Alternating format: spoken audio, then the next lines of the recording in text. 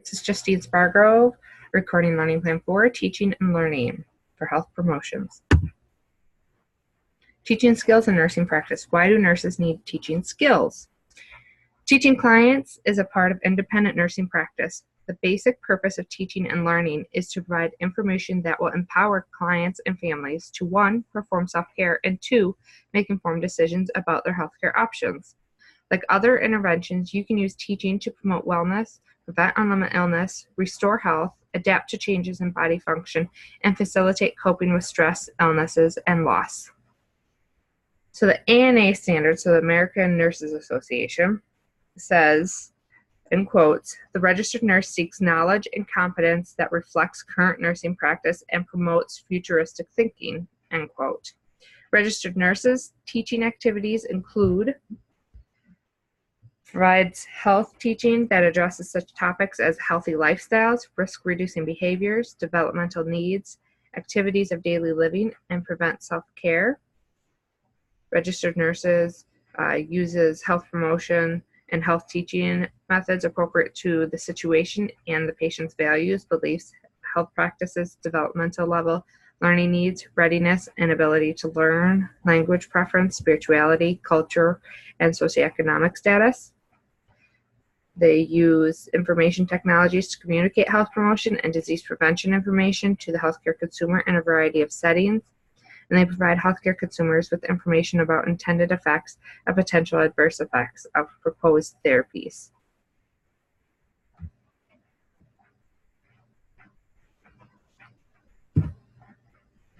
Oh, we skipped a. We're good. All right. Sorry, I thought I skipped a PowerPoint, but all right, teaching. So what's teaching? Teaching is an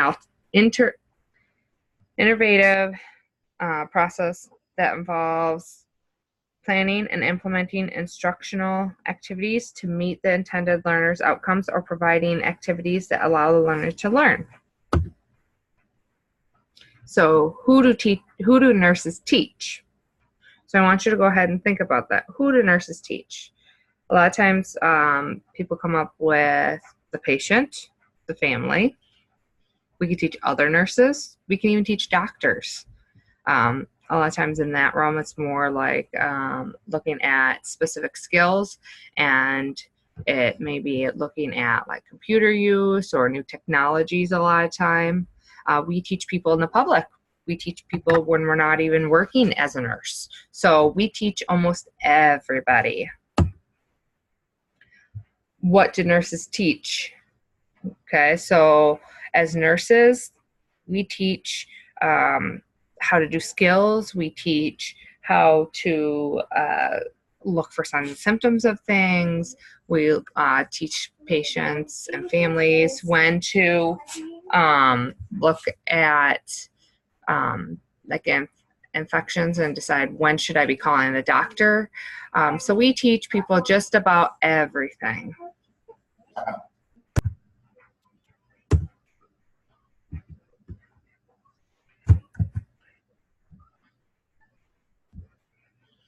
All right, the 5 rights of teaching. So the 5 rights include right time, right context, right goal, right content, and right method. So when you're making a teaching plan, you can use this list to ensure that you consider each of the 5 rights of teaching. So under right time, you need to think, is the learner ready, free of pain, anxiety, and motivated? Have you and the learner developed a trusting relationship? Have you set aside sufficient time for the teaching session? Under right context, you need to be thinking, is the environment quiet, free of distractions, and private? Is the environment soothing or stimulating, depending on what desired effect you want? Under right goal, you need to be thinking, is the learner actively involved in planning the learning objectives? Are you and your client both committed to reaching mutually set goals of learning that achieve the desired behavioral changes? Are family or friends included in planning so that they can help follow through on behavioral changes? Are the learning objectives realistic and valued by the client? Do they reflect the client's lifestyle? Right content. Is the content appropriate for the client's needs? Is it new information or reinforcement of information that's already been provided? Is the content presented at the learner's level?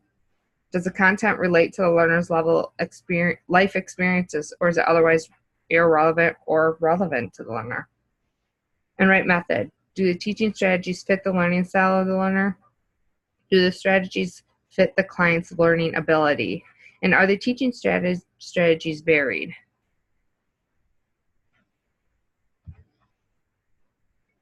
All right, the 3 domains of learning. Mental activities. It's not about how many facts you can recall, but how meaningful the information is and how effectively you can use it when it's needed.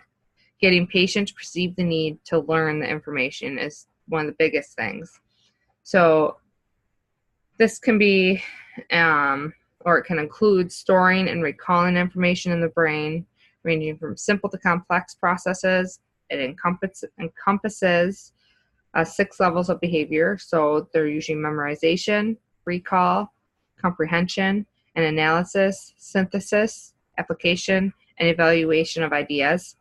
Strategies and tools to support teaching cognitive type content include lectures, reading materials, panel discussions, audiovisual materials, programmed instruction, computer-assisted instruction, and problem-based learning like case studies and care plans. Hands-on skills is our psychomotor learning, which involves learning a skill that requires both mental and physical activity. Learning to value the learning skill and understand and implement the skill. Strategies and tools used to teach psychomotor skills include demonstration, return demonstration, simulation models, audiovisual materials like DVDs, streaming videos, journaling, self-reflection, printed materials, especially with photographs and illustrations. And then affective, which is the feeling domain, is changes in feeling, beliefs, attitudes, or values. Strategies and tools for promoting effective learning include role modeling, group work, panel discussion, role-playing, mentoring, one-to-one counseling and discussion, audiovisual materials like DVDs, streaming videos, interactive computer-based modules, movies, and then printed materials. All right, think like a nurse. Think about how you were taught to perform the blood pressure skill. What would have been best way for you to learn to take a blood pressure? Would have been to read a book, look at photos closely, watch YouTube video, or to have someone tell you how to do it, to have someone demonstrate the skill, or perform the blood pressure measurement yourself. Now think about the principles involved with blood pressure, like normal ranges, psychological regulations, or physiological regulations. What for you would have been the best way to learn those principles? Again, read a book, listen to a lecture, physically obtain a blood pressure reading for a patient, work a case involving the blood pressure, where you'd actually have to do it. So what can you conclude about the different domains of learning and the kinds of activities to use in teaching and learning in each domain? So all of these different domains that we just talked about would work essentially for everybody depending on what type of skill it is, right? So doing blood pressures is probably going to help you to learn how to do the blood pressure itself. And then maybe learning the content or the rationale behind it. Maybe the lecture would have been better. Or for some, maybe actually having printed materials with pictures and things would be helpful, and then put it to use. So all of those things come together. So you need to remember that when you're teaching your patients or your clients or family, whoever it is, that using all 3 of those together will help reinforce your teaching. Factors that affect client learning. So the first one, motivation. This is the desire from within. It is created by an idea, a physical need, an emotion, or some other kind of force. Motivation is greatest when clients recognize the need for learning, believe it is possible to improve their health, and are interested in the information that they're being given. Think about a class you took. Have you studied harder in some than in others? I'm guessing probably. But what motivated you to do that? Were you intrigued by the information, wanted to earn a good grade, or were there other incentives? The next one, readiness to learn. This is the demonstration of behaviors that indicates the learner is both motivated and able to learn at a specific time. So we need to take these things into consideration. The physical condition, so physical factors like pain, strength, coordination, energy, senses, mobility, and intact cognition contribute to the patient's readiness to learn. And then we also need to think about emotions. So severe anxiety or stress can interfere with the ability to learn. In addition, the learning itself and the idea that behaviors must be changed can create some anxiety for people. However, a mild level of anxiety can enhance learning by providing motivation, which we learned about in previous learning plans. So let's talk about timing. People retain information better when they have the opportunity to use it soon after it's presented. For some concepts, the learner might need more time to be able to absorb and apply information, especially when more complex thinking is required.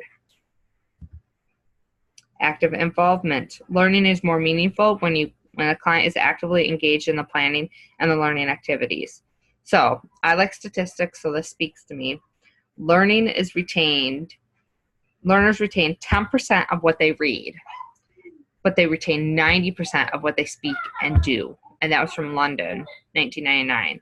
But I'll say it again. Learners retain only 10% of what they read, but they retain 90% of what they actually speak and what they do. All right, feedback. Positive feedback encourages learners and boosts morale when it comes to tackling difficult content or devoting the time and effort needed to get the most out of the educational process. Repetition. The client is more likely to retain information and incorporate it into his or her life if the content is repeated. Each time the learner hears the information, the likelihood of the retention actually increases. So if you repeat it like 5 or 7 times, you're more likely to actually get it to be something that's learned instead of just something that, oh yeah, I remember they said something. And then learning environment. An ideal learning environment is private, quiet, physically and psychologically comfortable, and free from distractions. All right, so our little picture down here, tell me and I forget, teach me and I remember, involve me and I learn. That's from Benjamin Franklin. Factors that affect client learning. All right, scheduling. So scheduling of the session. So plan for uninterrupted time to allow you to adequately assess and understand the client. The teaching time does not need to be long, just uninterrupted. Based on the client's conditions, like activity tolerance, attention span, fatigue, pain, shorter teaching sessions may be best for the comprehension and retention. So always think of scheduling the time in between therapies, in between visitors, if you know someone's coming, in between meals or the doctor coming.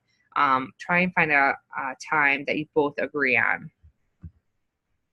Content. So the amount and complexity of the content. The more the complex or detailed the content, the more difficult it is for most people to learn and retain.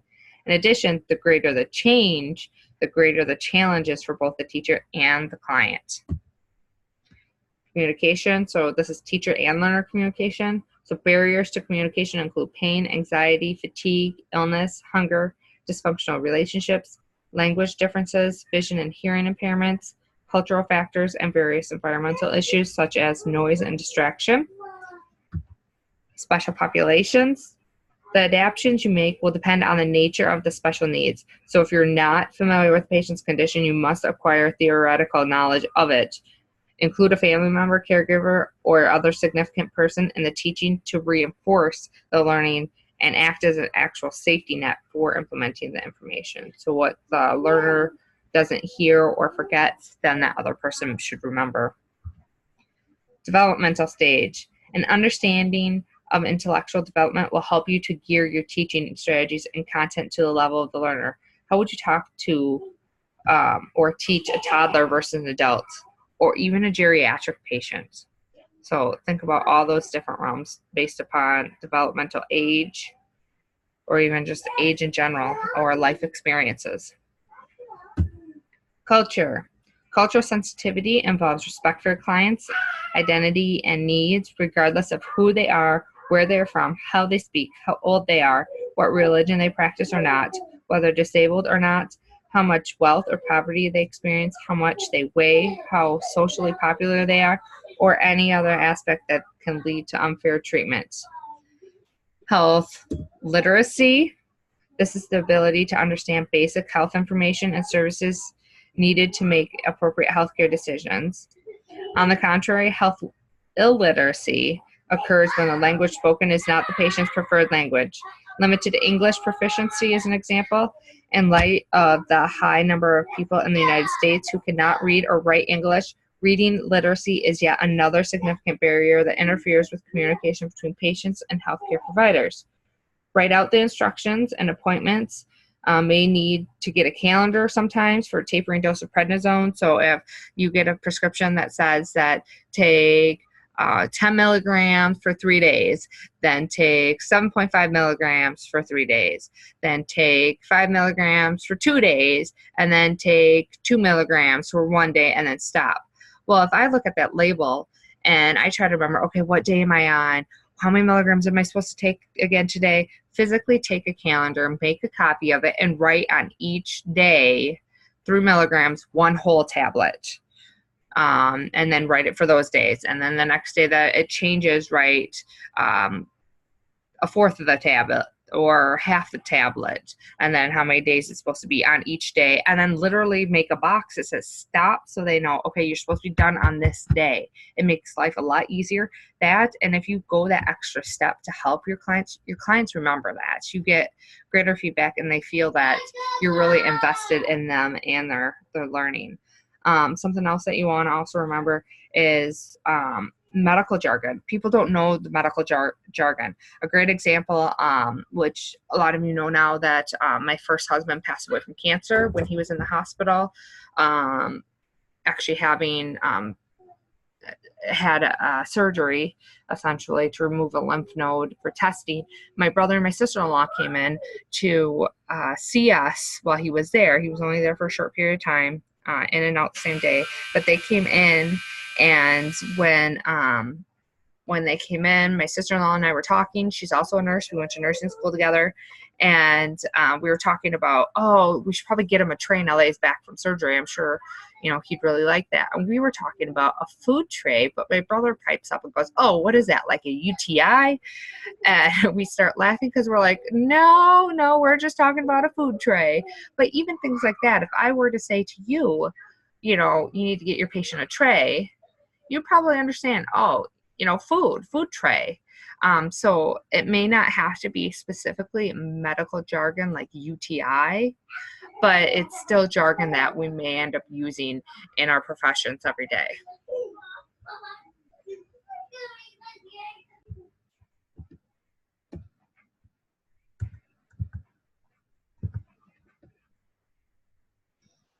Components of a learning assessment. A teaching and learning assessment should include the following. It should include your intended audience. So who are you teaching? What is the person's age, occupation, developmental level, and cultural affiliation? And will you be teaching a person or a group? It should include their learning needs. What is the client's medical or other problem? What behavioral changes are needed? What self-care knowledge and skills does the client need? Their knowledge level needs to be taken into consideration. Determine what the client already knows so that you can reinforce knowledge or adapt the teaching plan to the client's learning needs.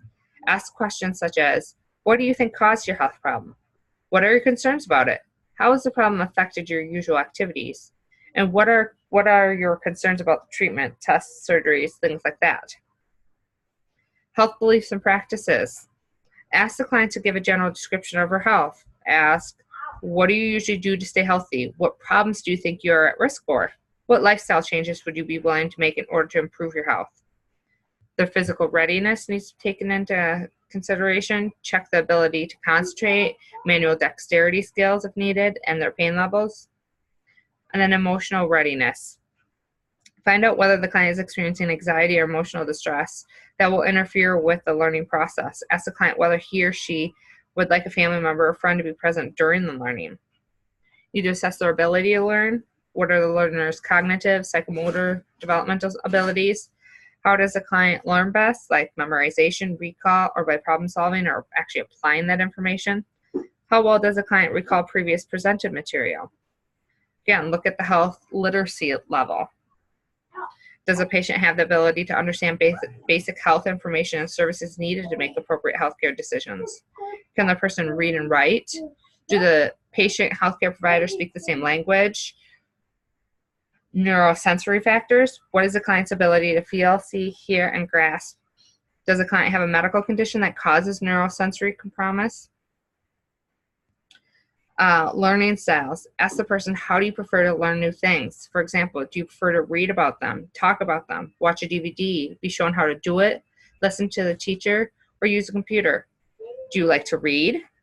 Where do you get your information about health? From the internet, books, magazines, your family or healthcare provider? And do you learn best alone or with other people?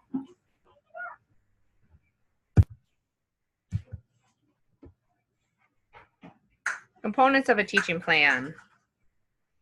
Teaching strategies are the methods used to present the content. Examples include lecture, demonstration, and return demonstration, one-to-one instruction, and mentoring.